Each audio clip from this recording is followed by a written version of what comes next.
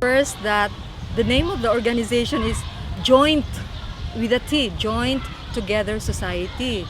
And later I understood that it's joined together because it encourages other stakeholders like the community, the Koreans, Filipino and local volunteers, the local government unit, and the various stakeholders to come together to work for social development and for the development of a community.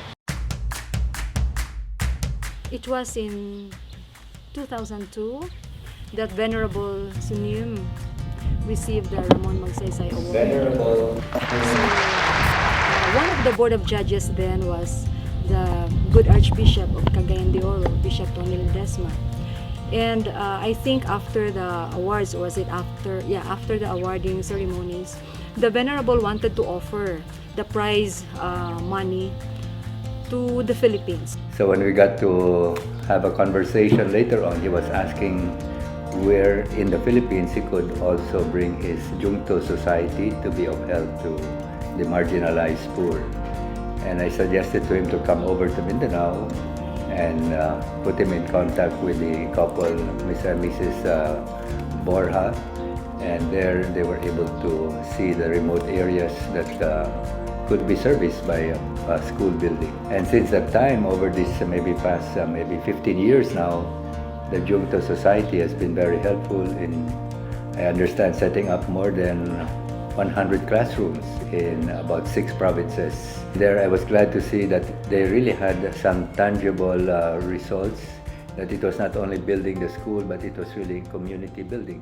2013년도에 그 기상 관측상 제일 세게 관측됐다는 하이엔 태풍 때 눈 뜨고 볼 수 없을 만큼 온 도시는 다 파손되고 전부 남은 거는 쓰레기와 시체가 뒹굴러 다니고 정말 그런 환경은 저도 처음 많은 지역에 구호 활동을 해봤는데 사실은 우리도 열심히 했지만은 그 마을 사람들, 선생님들, 학생들까지 나와서 자기들이 해줄 수 있는 역할은 또 했어요.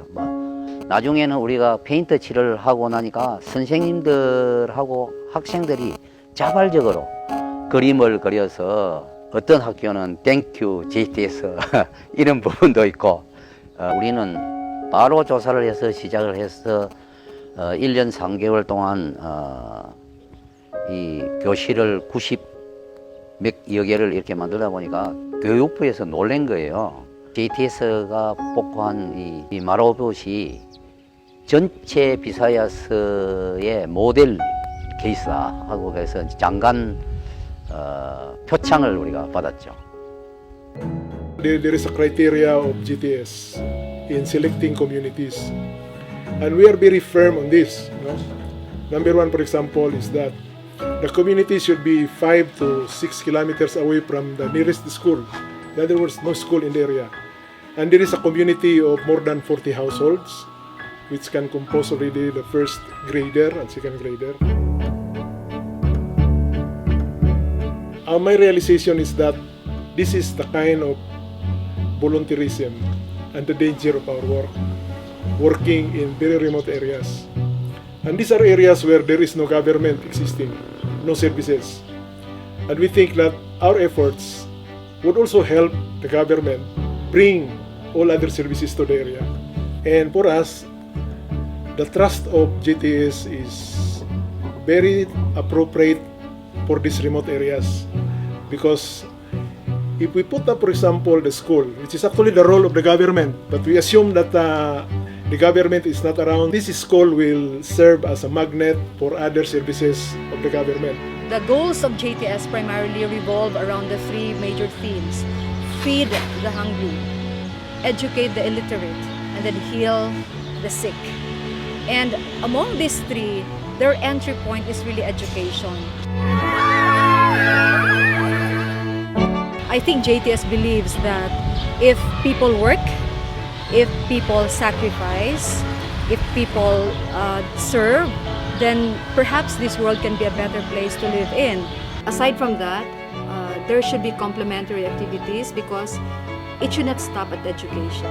They also need to eat proper nutrition, good food. Finally, they also need the other basic services like health. So even if there is education, but if people are sickly, they cannot also go to school regularly and attend to classes. Building about more than 100 classrooms is no joke, and it's a big amount of resources that they have spent with us.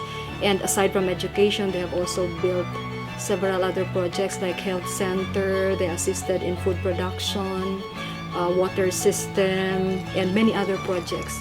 And also collaborating with other groups to also bring about peace using education as the entry. So thank you very much to JTS.